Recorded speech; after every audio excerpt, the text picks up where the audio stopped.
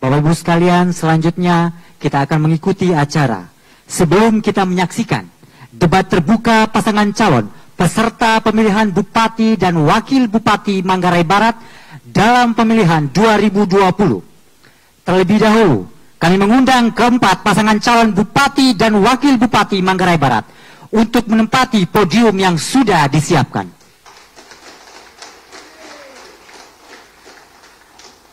Pasangan calon nomor 1, calon Bupati Insinyur Pantas Ferdinandus SSI, pekerjaan terakhir pensiun PNS. Pasangan calon nomor urut 1, calon Wakil Bupati Haji Andi Rizky Nur Cahyadi, sarjana hukum, pekerjaan terakhir anggota DPRD Kabupaten Manggarai Barat. Pasangan calon nomor urut 2, calon Bupati Dr. Hewan Maria Geong PhD, pekerjaan terakhir Wakil Bupati Manggarai Barat. Pasangan calon nomor urut 2, calon Wakil Bupati Silverius Syukur SP, pekerjaan terakhir anggota DPRD Kabupaten Manggarai Barat. Pasangan calon nomor urut 3, calon Bupati Enistasius Endi, sarjana ekonomi, pekerjaan terakhir ketua DPRD Kabupaten Manggarai Barat. Pasangan calon nomor urut 3, calon Wakil Bupati Dr. Julianus Weng, Master Kesehatan, pekerjaan terakhir Kepala Dinas Kesehatan Kabupaten Manggarai. Pasangan calon nomor urut 4, calon Bupati Adrianus Garu, sarjana ekonomi MSI, pekerjaan terakhir wira swasta. Pasangan calon nomor urut 4, calon Wakil Bupati Anggalinus Gapul SP MMA, pekerjaan terakhir Kepala Dinas Pertanian Kabupaten Manggarai Barat.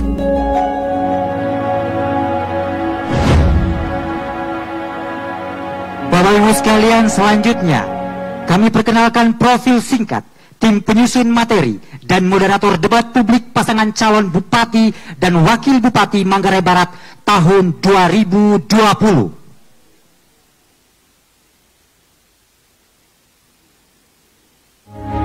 Tim penyusun materi dan debat publik pemilihan Wakil Bupati Manggarai Barat 2020. Romo Diocese Silvianus Musmulyana Mongkok, pekerjaan Pastor Rekan Roh Kudus Labuan Bajo, bidang pastoral khusus di bidang pariwisata, kaderisasi awam, dan hubungan antar agama dan kepercayaan, juga sebagai sekretaris FKPB Kabupaten Manggarai Barat. Rekam jejak, alumni Lemhanas Republik Indonesia, menerbitkan buku Demokrasi Minus Diskursus, serta aktif menulis di media lokal dan nasional serta jurnal media.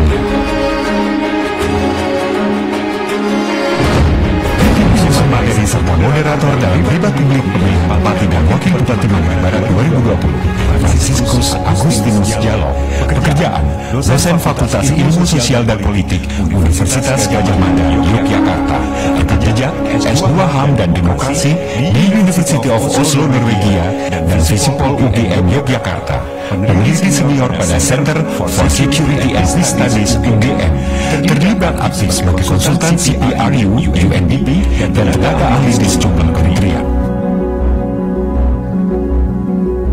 Bapak Ibu sekalian, mari kita sambut moderator debat kita, Bapak Franciscus Agustinus Jalong.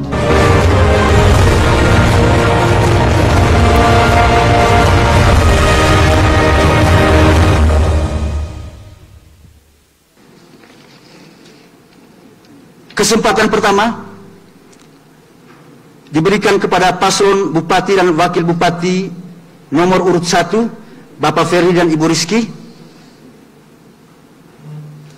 Kesempatan pertama diberikan kepada paslon Bupati dan Wakil Bupati nomor urut 1, Bapak Ferry dan Ibu Rizky.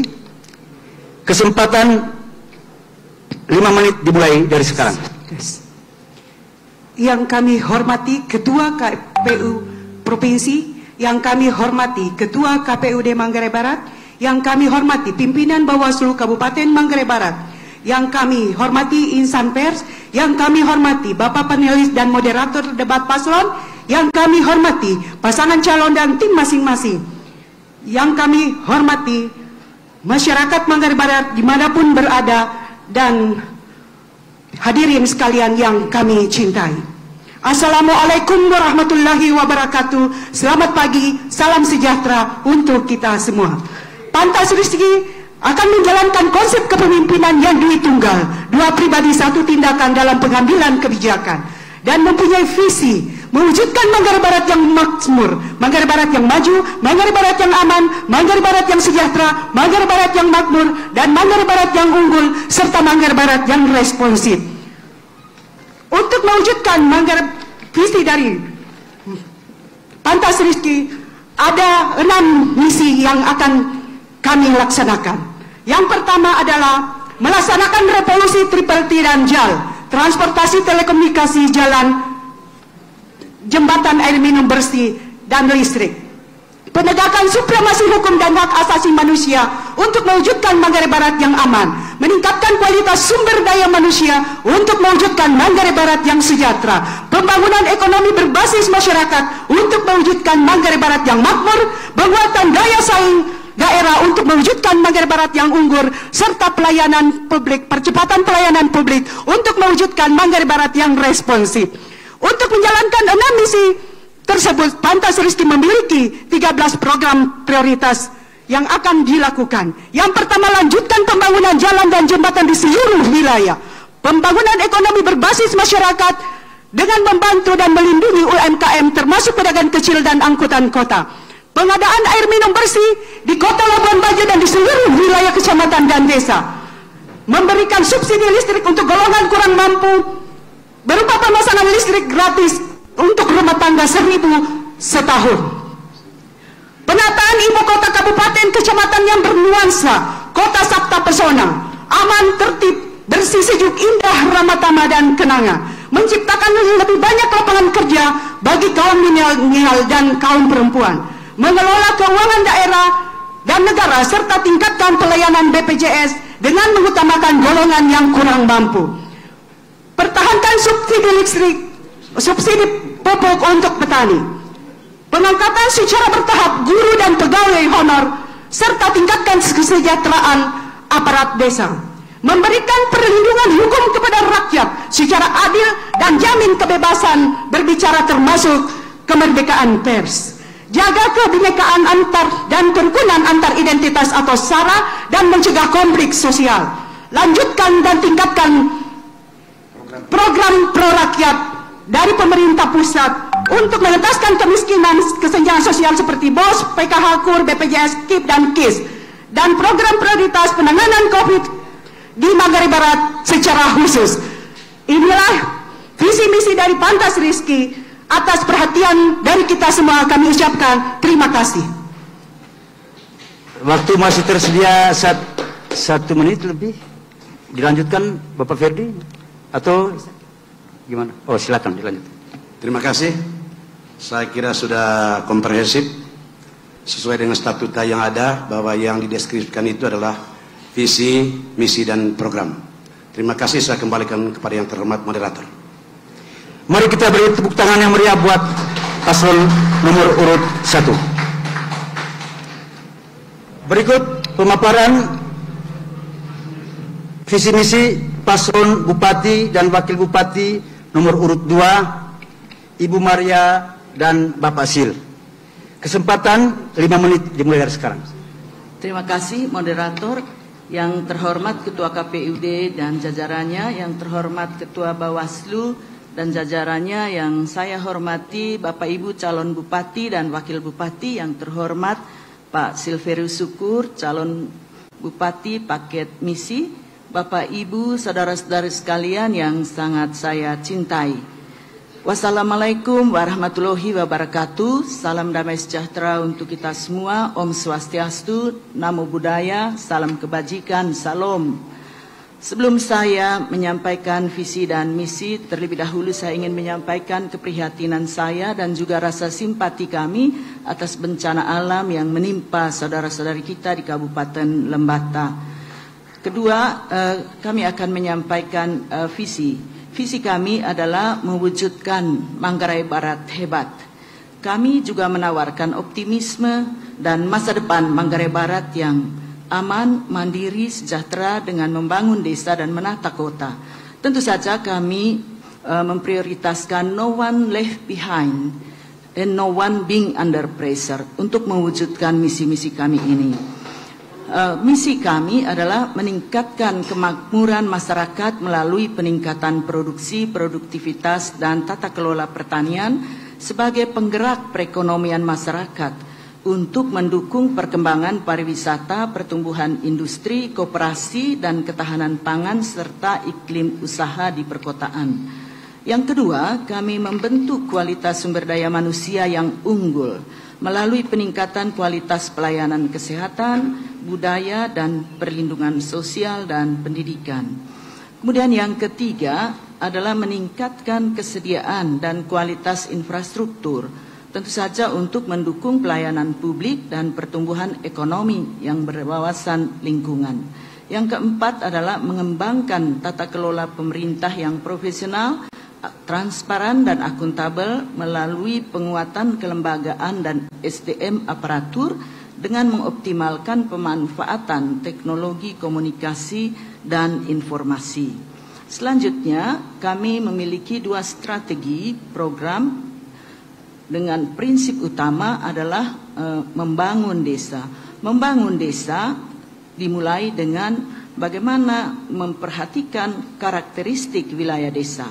Contohnya, wilayah-wilayah desa di pesisir pulau tentunya kita memperhatikan bagaimana program-program yang berpihak kepada masyarakat. Misalnya pembangunan dermaga, kemudian bagaimana puskesmas terapung yang bisa melayani masyarakat dengan cepat. Kemudian dari tata kelola lingkungan kita tahu bahwa daerah pesisir harus dikenal sebagai daerah nyiur melambai, misalnya seperti itu.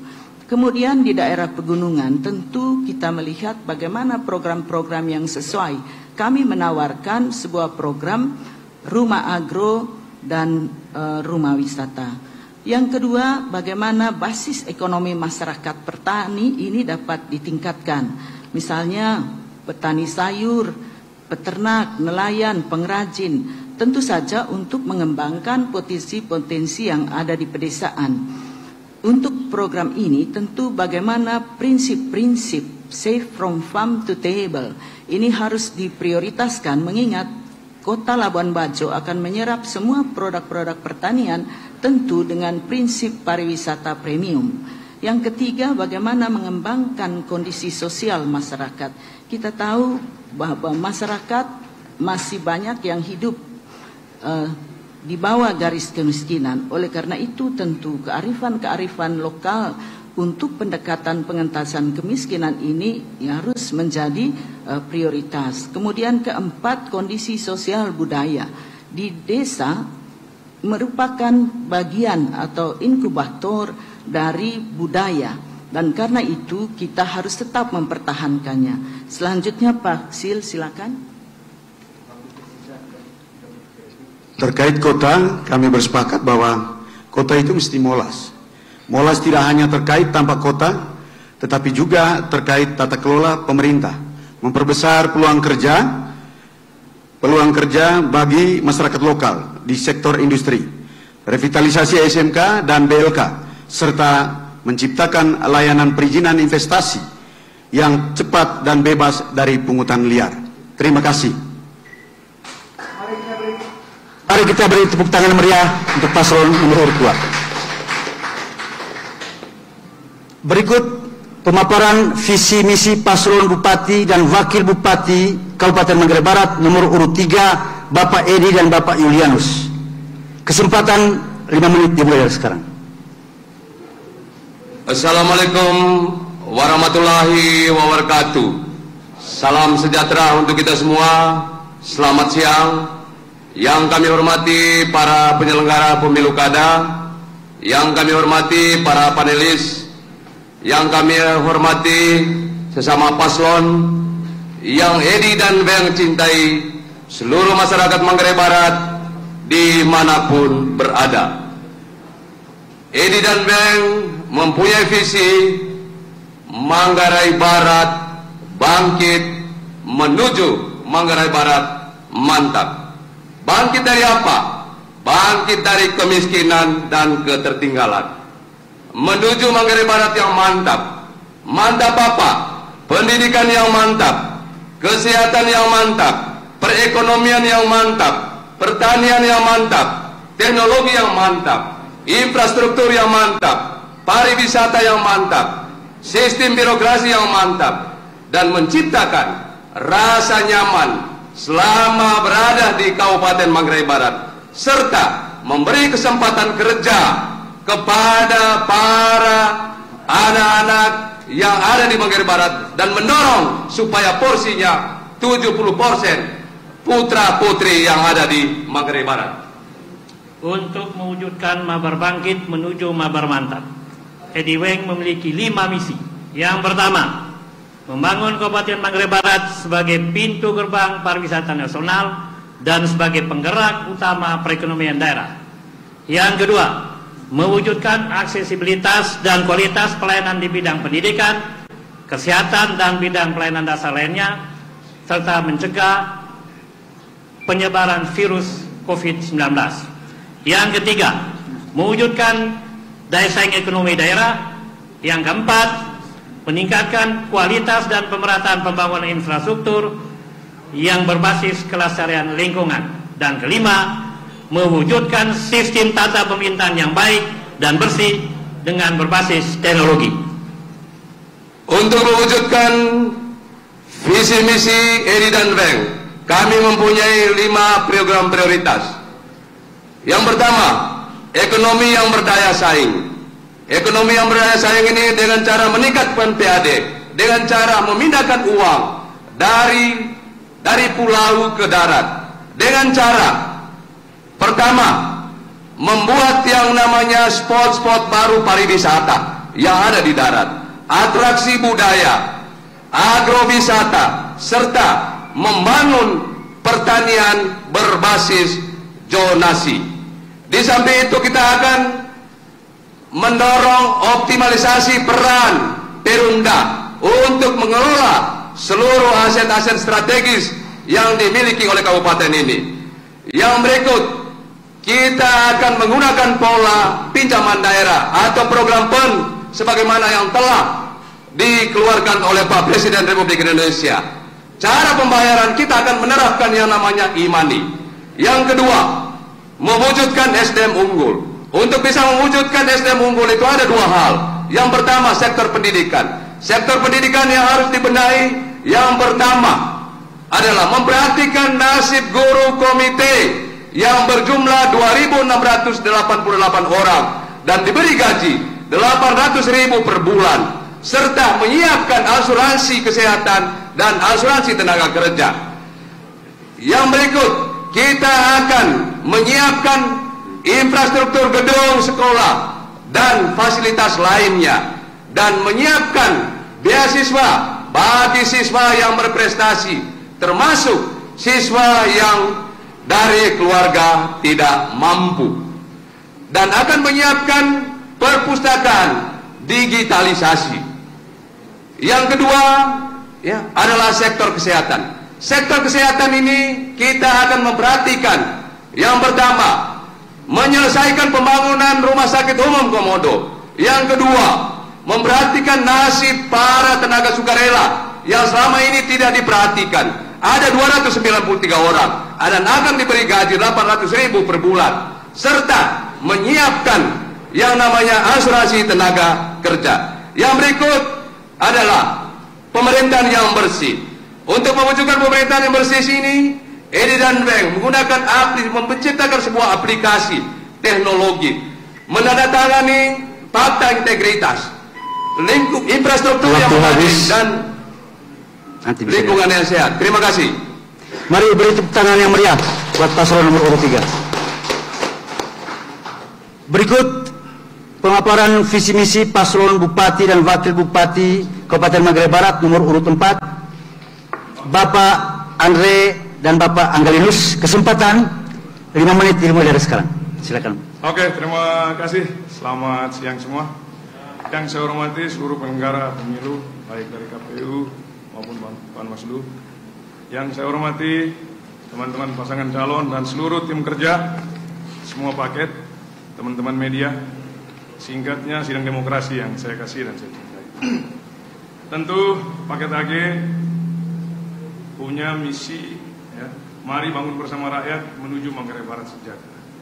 Karena semua impian masyarakat adalah sejahtera.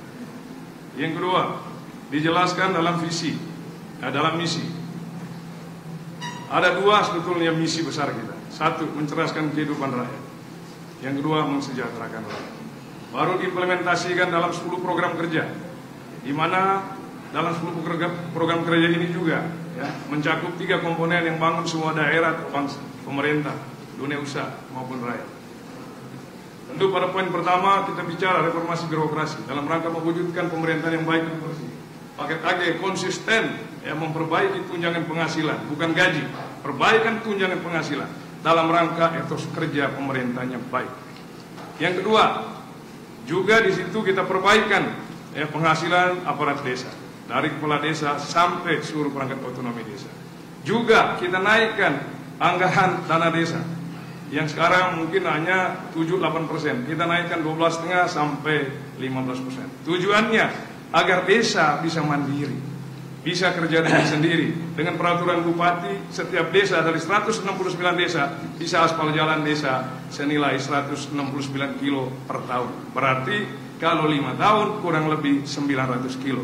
Kalau tambah dengan aspirasi dewan, 30 saja dewan kali 3 sudah 300. Ini real, ya, pada poin kita, poin pertama. Yang kedua, penataan kota Labuan Bajo menuju kota internasional. Tentu ini nanti menjadi smart city, ya. Dan kita berterima kasih kepada pemerintah pusat atas perhatiannya. Labuan Bajo pasti 3 tahun yang akan datang terwujud kota internasional. Yang ketiga, penguatan infrastruktur dasar. Kalau ini standar, ya, ada musrenbang, ada keputusan dewan, itu dan normatif. Yang keempat, pembangunan rumah adat dan rumah-rumah ibadah secara bertahap dari APBD. Ini kita lakukan menghindar, ya, kejadian-kejadian pemerintahan sebelum. Nunggu pemilu baru rakyat disumbang, sumbang sing, sumbang beras, dan seterusnya. Kita harus melalui suatu program konkret bahwa rakyat adalah tujuan utama demokrasi. Maka dari rakyat, oleh rakyat, untuk rakyat.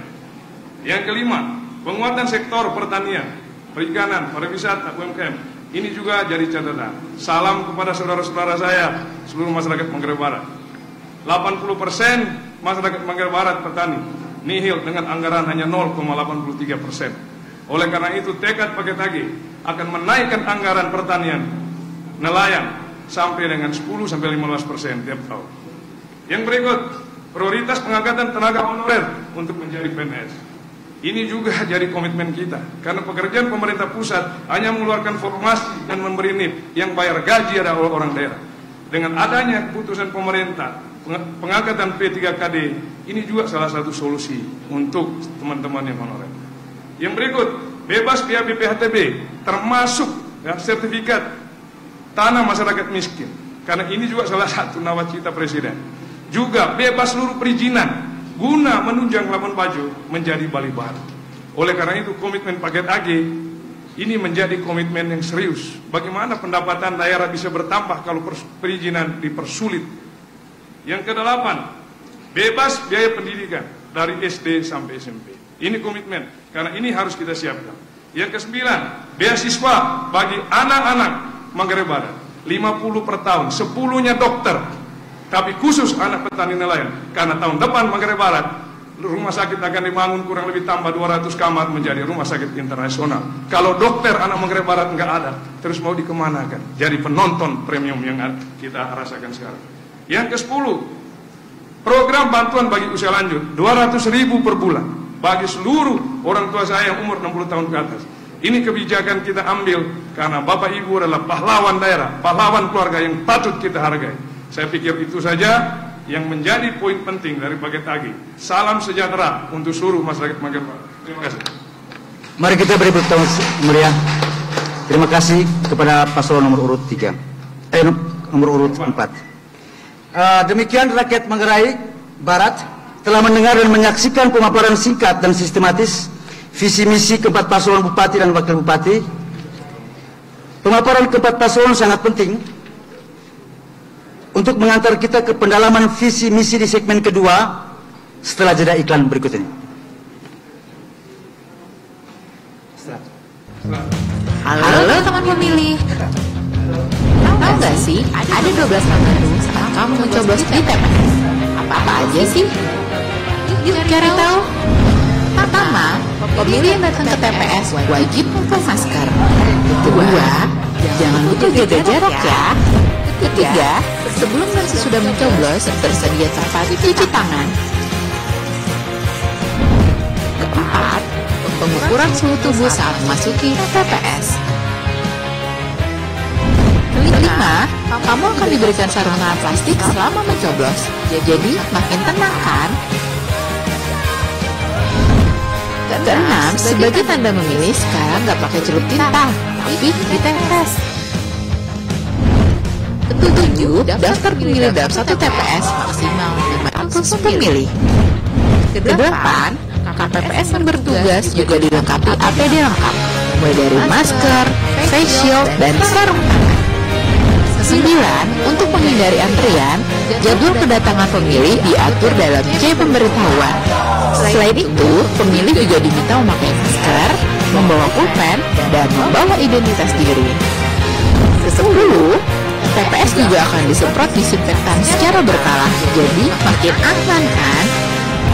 11. Terdapat bilik khusus bagi pemilih bersuhu tubuh di atas 37,3 derajat Celcius. 12. Ingat, tidak berkerumun dan tidak kontak fisik selama di TPS. Selama kamu patuhi protokol kesehatan, nggak perlu khawatir datang ke TPS. Pemilihan sehat, ayo memilih. Hai teman pemilih, ini dia perlengkapan protokol kesehatan di TPS untuk pemilihan 2020. Bagi pemilih, wajib menggunakan masker, membawa pulpen saat datang ke TPS, dan sarung tangan plastik yang akan diberikan di TPS. Sedangkan petugas TPS wajib menggunakan masker, sarung tangan medis, serta face shield. Perlengkapan yang harus tersedia di TPS: tempat cuci tangan dan sabun, hand sanitizer, alat pengukur suhu tubuh, baju hazmat untuk KPPS, desinfektan yang akan disemprotkan secara berkala di TPS.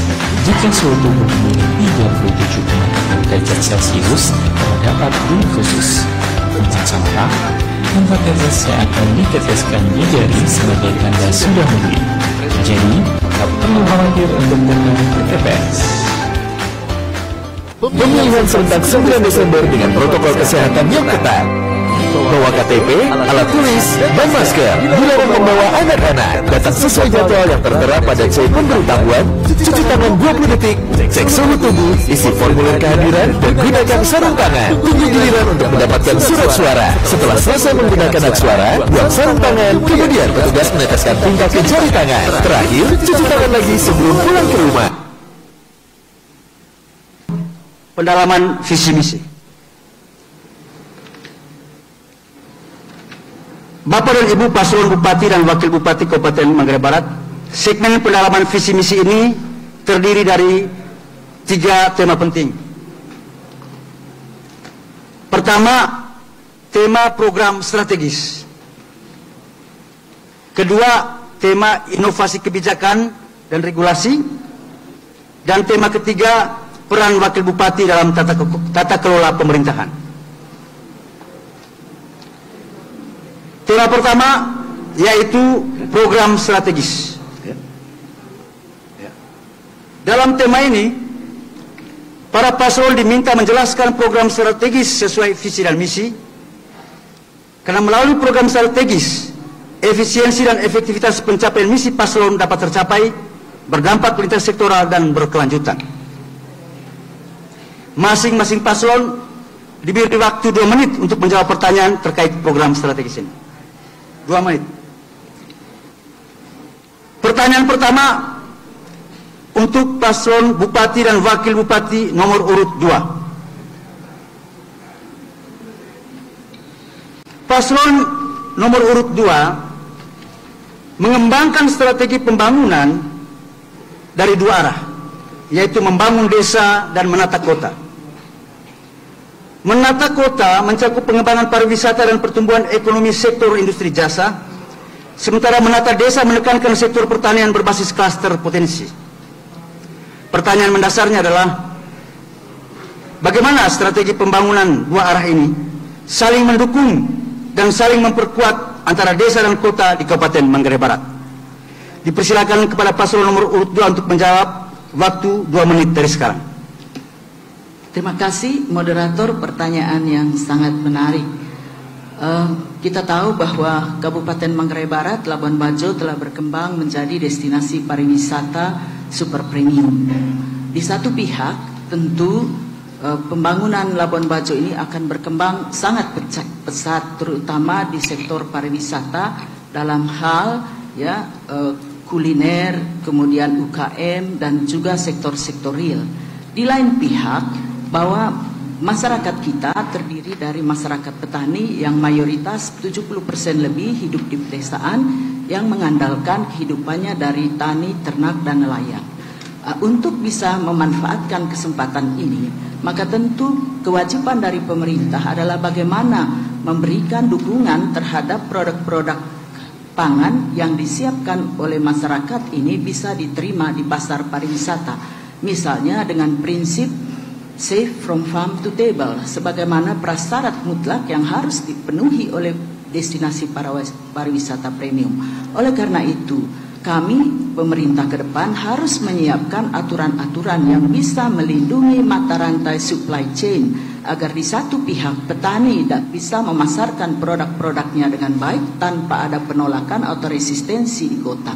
Sebaliknya, bagaimana kota bisa memanfaatkan produk-produk pertanian ini? Tentu harus ada satu badan yang mengelola hal tersebut. Yang kedua, bahwa harus disiapkan data-data tentang supply demand. Bagaimana seberapa jauh kualitas, seberapa besar kuantitas, dan seberapa banyak kontinuitas yang bisa disiapkan oleh petani. Kalau tidak, kita akan menjadi penonton dan banyak produk dari luar akan masuk ke daerah ini. Terima kasih. Terima kasih kepada paslon nomor urut 2. Pertanyaan kedua untuk paslon bupati dan wakil bupati nomor urut 3. Dengan visi Mabar Bangkit menuju Mabar Mantap, paslon nomor urut 3 menempatkan pariwisata berkelanjutan sebagai penggerak utama pertumbuhan ekonomi daerah sebagai satu dari 5 misi. Tentu hal ini dalam rangka merespon perhatian kebijakan pemerintah pusat terhadap Kabupaten Manggarai Barat. Pertanyaan pentingnya adalah, apa program strategis Bapak berdua dalam merespon perhatian pemerintah pusat pada sektor pariwisata Labuan Bajo yang dapat berdampak pada pengembangan sektor pariwisata di desa-desa dan pemerataan pertumbuhan ekonomi di desa? Dipersilakan kepada paslon nomor urut 3 untuk menjawab, waktu 2 menit dari sekarang. Baik, terima kasih. Tentu kita berterima kasih kepada Pak Presiden Joko Widodo telah menetapkan Labuan Bajo sebagai daerah destinasi pariwisata super premium. Di 3 tahun terakhir ini, dana investasi yang masuk di Manggarai Barat kurang lebih 90 triliun. Arus kunjungan wisatawan juga dari 3 tahun terakhir ini meningkat. Tapi apa yang terjadi? Income per kapita rakyat kita hanya Rp616.000 per bulan. IDM desa maju hanya 1, sangat tertinggal ada 90. Terkait dengan ini ada paradoks, kemajuan sektor pariwisata ternyata tidak membawa dampak apa-apa untuk rakyat. Apa strategi yang dilakukan oleh Eri dan Weng? Pertama, kita akan melakukan reformasi keuangan daerah dengan cara yang pertama, kita akan menerapkan sistem yang namanya pembayaran pendapatan itu dengan sistem teknologi. Kita akan dorong supaya terapkan yang namanya e-money. Terus yang kedua, kita akan membangun desa menggunakan 3D. D pertama itu adalah daya, D yang kedua itu adalah data, D yang ketiga itu adalah dana. Terkait dengan soal daya, seluruh potensi membentuk spot-spot pariwisata yang ada di desa, atraksi budaya. Terus yang kedua, kita akan membangun supaya sektor pertanian dibangun dengan pola zonasi. Terus yang kedua, data, menjual produk-produk lokal itu menggunakan aplikasi.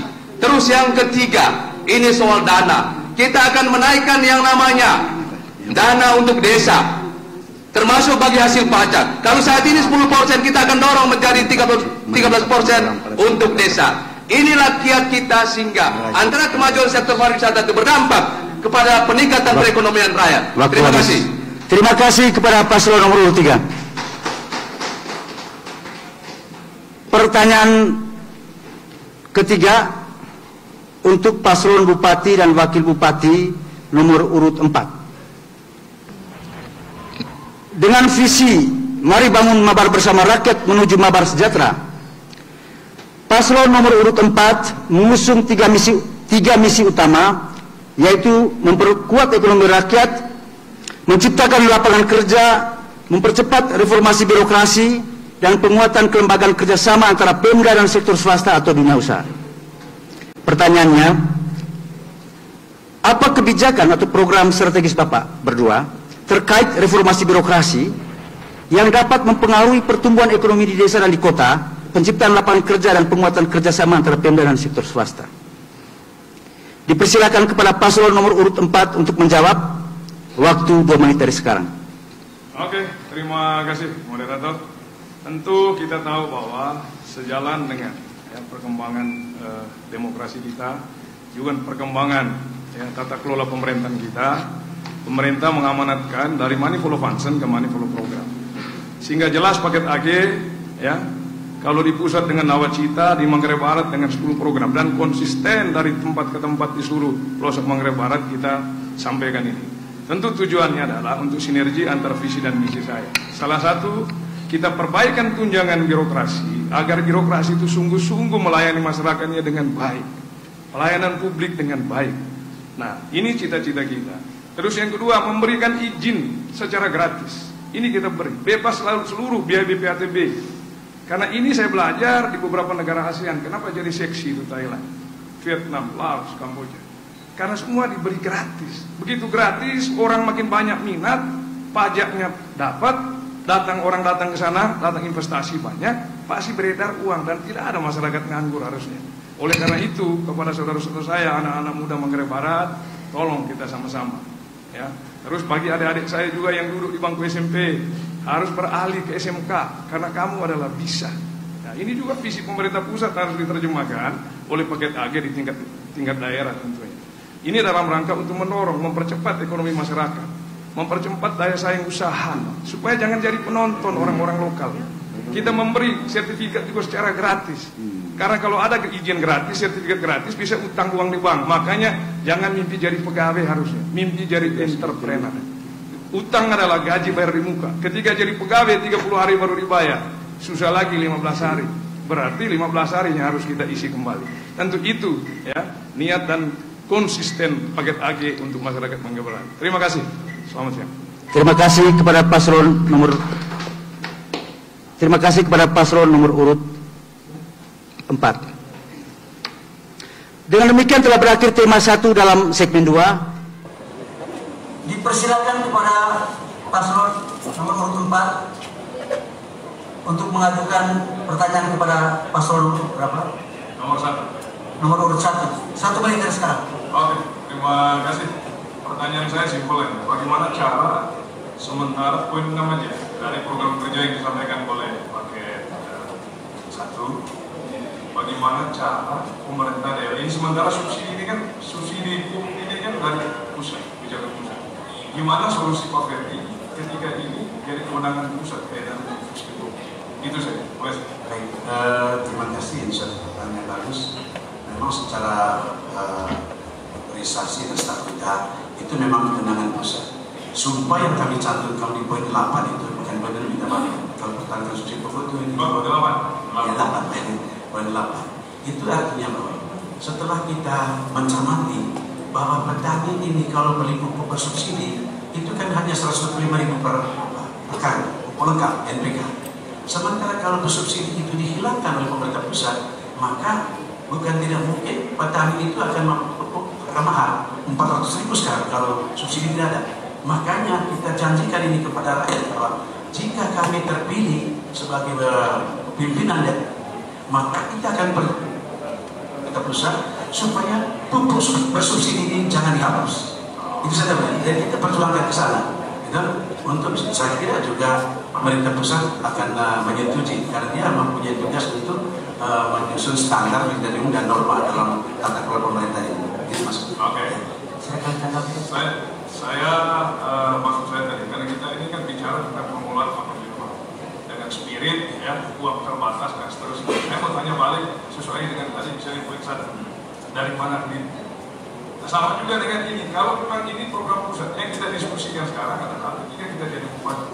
Kalau kewenangan pusat itu dengan sendiri yang bicara dari Sabang dari pihak kalau bicara mengenai Afrika Barat, tentu dari Selat sampai Palembang dengan biaya terbatas yang ada dalam pemerintahan. Mungkin ada solusi lain kayak ini. Ya, ini pemikiran ini dilatar belakangi oleh kita kebiasaan selama ini. Berarti mendorong keinginan pusat. Iya, karena yang berhak untuk memberikan subsidi ini kepada pemerintah pusat. Tapi ada gagasan baru supaya nanti demi efisiensi APBN supaya yang namanya subsidi itu dikurangi atau bahkan dihapus. Ini yang kita minta supaya jangan. Nah, bagaimana perjuangan karena ini bukan hak kita, tentu melibatkan rakyat kita. Karena ini kan dikeluarkan dari APBN. Misalnya siapa yang menjadi orang pusat kita di DPR RI, kita sampaikan tolong jangan ini dihapus. Begitu maksudnya. Ini kan hanya koordinasi saja dalam tataran proses. Begitu. Oke, terima kasih. Kalau memiliki kewenangan pusat kan sebetulnya ini harus di luar diskusi kita karena kita bicara dari APBD dengan APBD yang dicanangkan oleh pemerintah daerah 0,8% untuk urusan pertanian pada sementara masyarakat Manggarai Barat terdiri dalam waktu habis. Oke. Terima kasih untuk interaksi kedua paslon. Mari kita beri tepuk tangan. Kembali lagi ke Pak Andre. Dipersilakan paslon nomor 4 untuk mengajukan pertanyaan kepada paslon nomor berapa? Oke, saya lanjut dengan nomor 2. Nomor 2 menit dari sekarang. Oke. 1 menit dari sekarang. Terima kasih, saudara moderator. Pertanyaan saya tolong konkretkan membangun desa menata kota.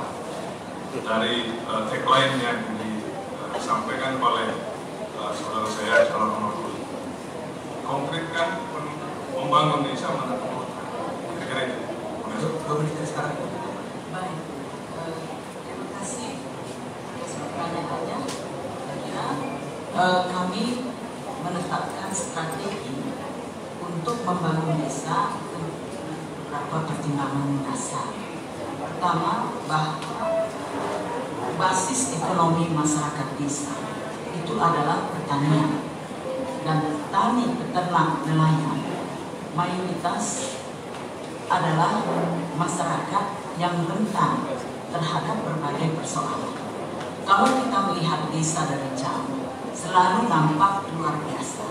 Tetapi pada kenyataannya, desa selalu menyimpan begitu banyak persoalan-persoalan. Oleh karena itu, inilah filosofi mengapa kami memilih membangun desa. Bagaimana membangun desa itu? Pertama, membangun desa untuk bagaimana memenuhi hidup layak, hak masyarakat untuk mengakses infrastruktur misalnya, hak masyarakat untuk mengakses modal, hak masyarakat secara ekonomi untuk mengakses pasar. Demikian juga bagaimana hak masyarakat tidak hanya politik, tetapi juga adalah hak-hak sosial. Nah, inilah yang harus kita bangun secara simultan dengan pembangunan infrastruktur dan pembangunan manusianya, karena ini adalah menjadi juga tugas dari seorang bupati. Dan ingat bahwa bupati juga memiliki kewenangan untuk memberikan perlindungan terhadap seluruh masyarakat tanpa kecuali. Karena itu inilah program apa yang akan dilakukan, tentu program-program yang berpihak pada peningkatan pemberdayaan masyarakat desa dan meningkatkan kualitas hidup. Seperti itu.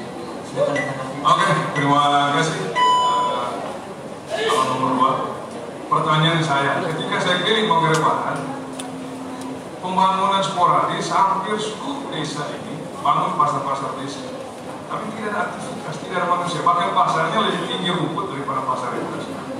Akses nggak ada, terminal-terminal juga banyak, mulai dalam kota sampai di kecamatan.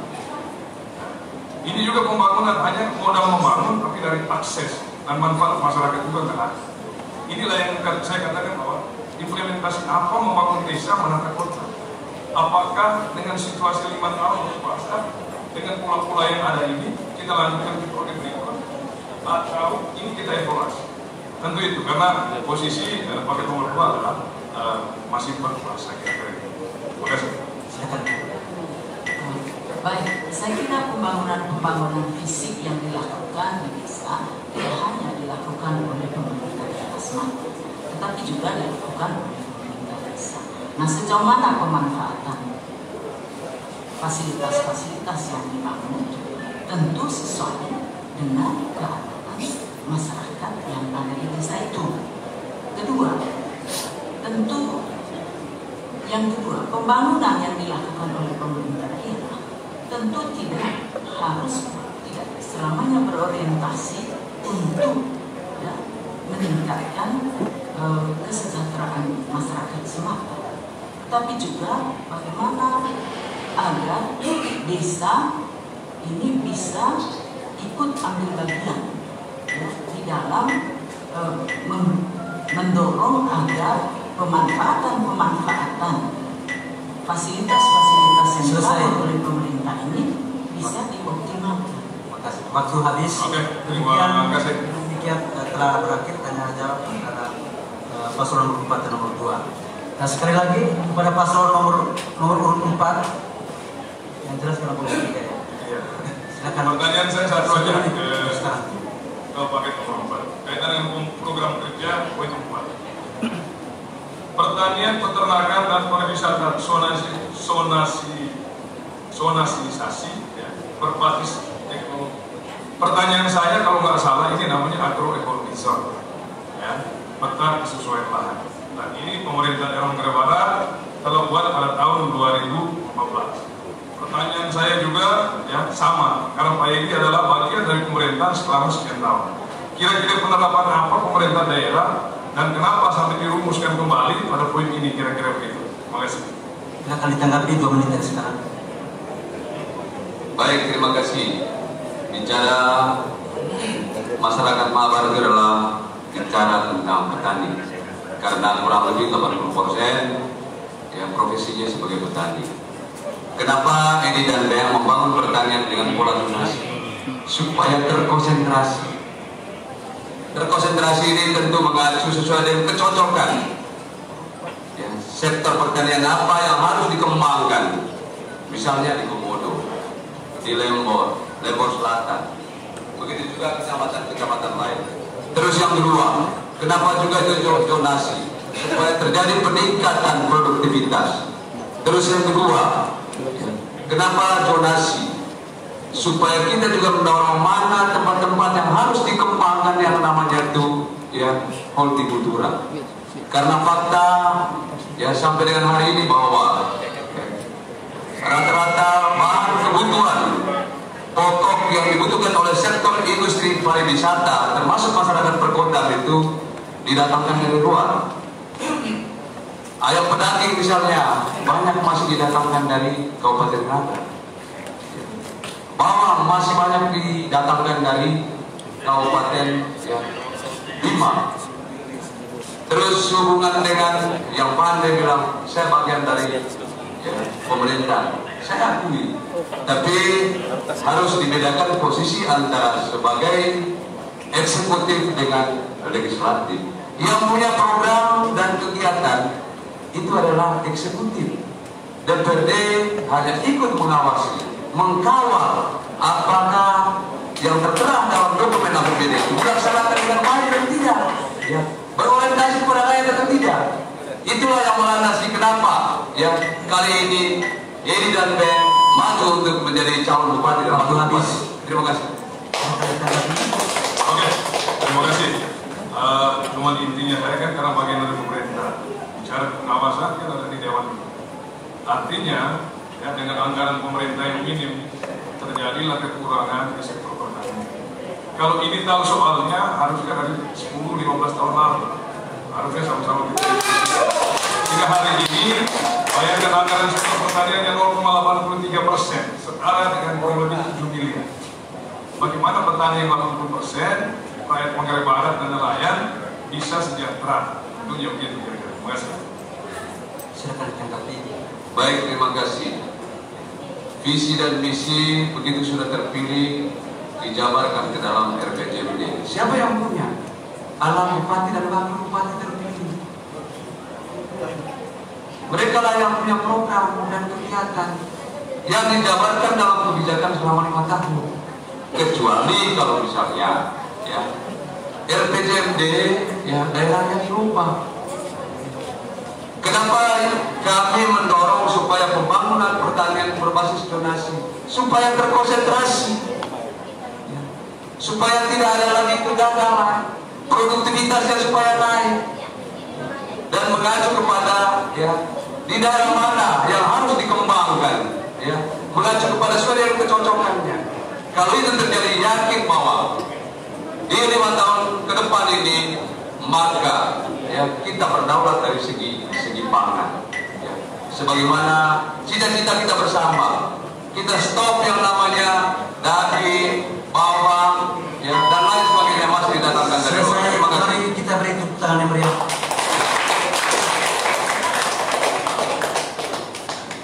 Saya persilakan paslon nomor urut 1 untuk mengambil gulungan undian, dibuka dan selanjutnya diserahkan kepada moderator.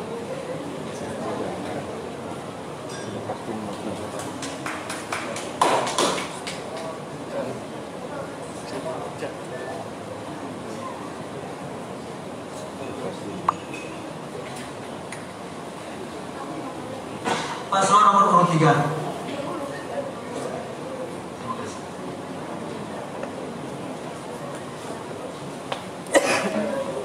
Silakan kepada paslon nomor urut 3 untuk mengajukan pertanyaan kepada paslon nomor urut berapa?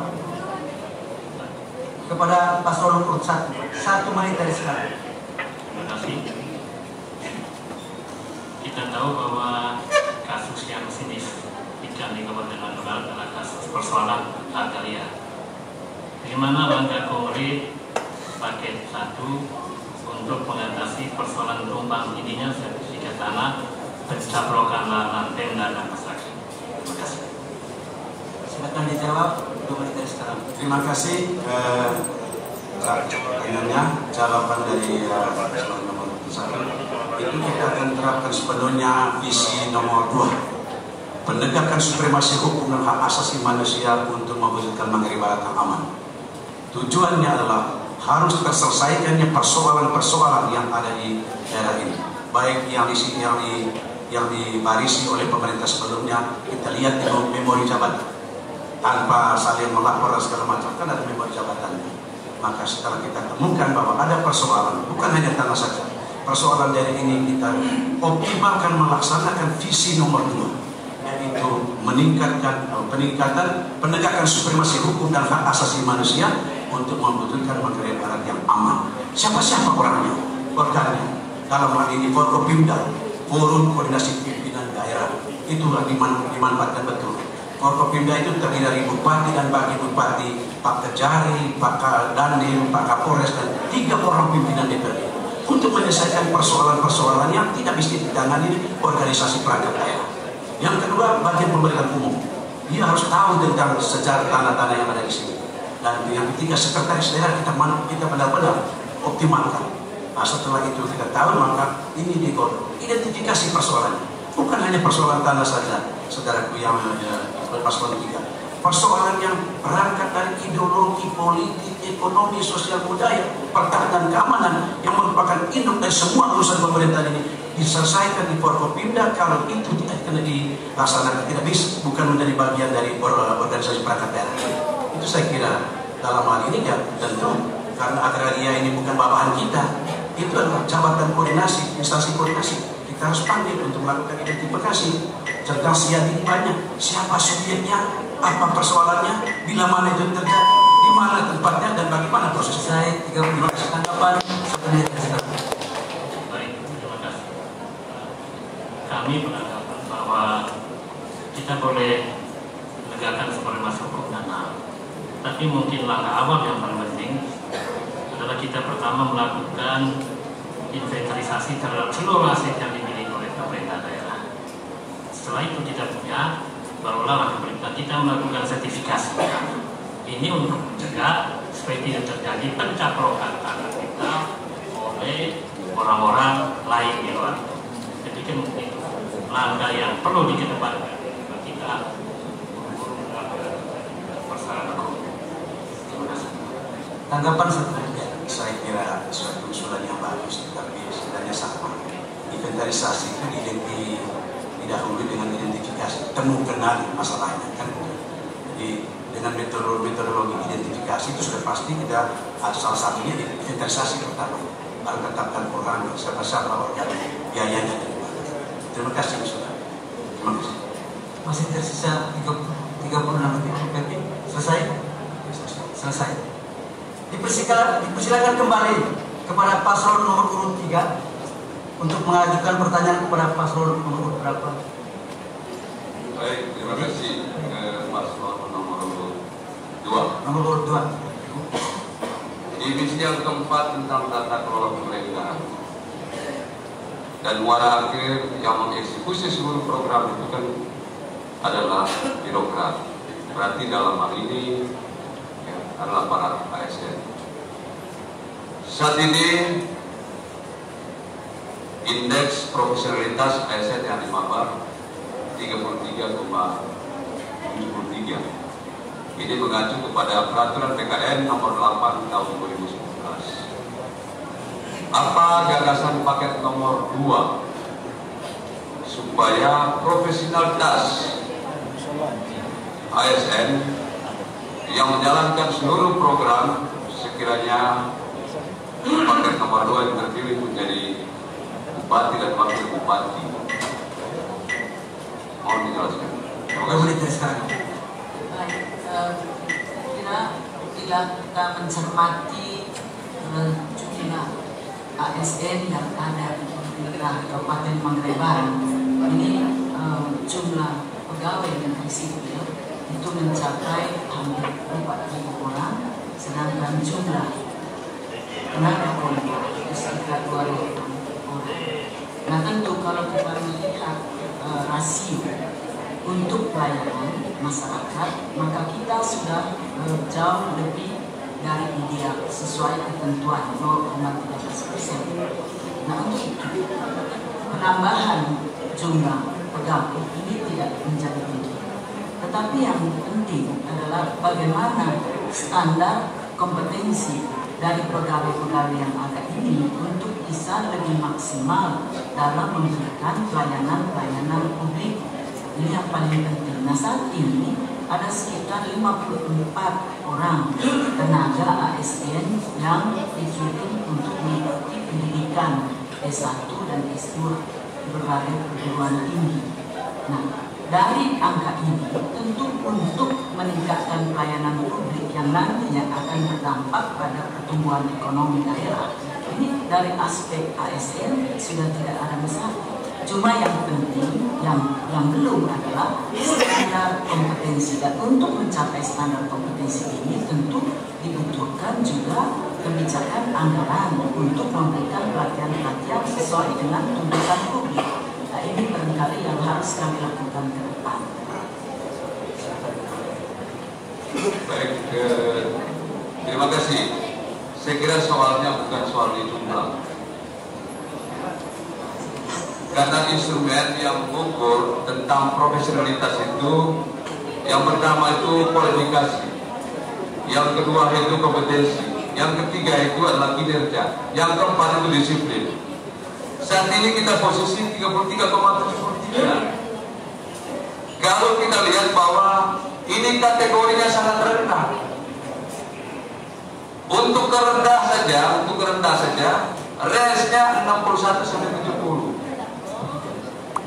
Lagi-lagi, bagaimana yang ada supaya memenuhi kualifikasi? Bagaimana yang ada proses rekrutnya itu berkompeten? Terus kinerja kerja mereka, termasuk disiplin. Karena kapan ini tidak dibenahi, saya kira kita hanya mimpi kalau bisa melaksanakan seluruh program ya dan kegiatan yang saat ini kita tawarkan. Terima kasih. Silakan ditanggapi. Baik, Pak Edi, kalau kita melihat bagaimana menilai kinerja pemerintah daerah, saya kira 2 tahun terakhir ini kita mendapatkan opini BPT. Kemudian tingkat pelayanan publik kita ini juga baik di atas 60.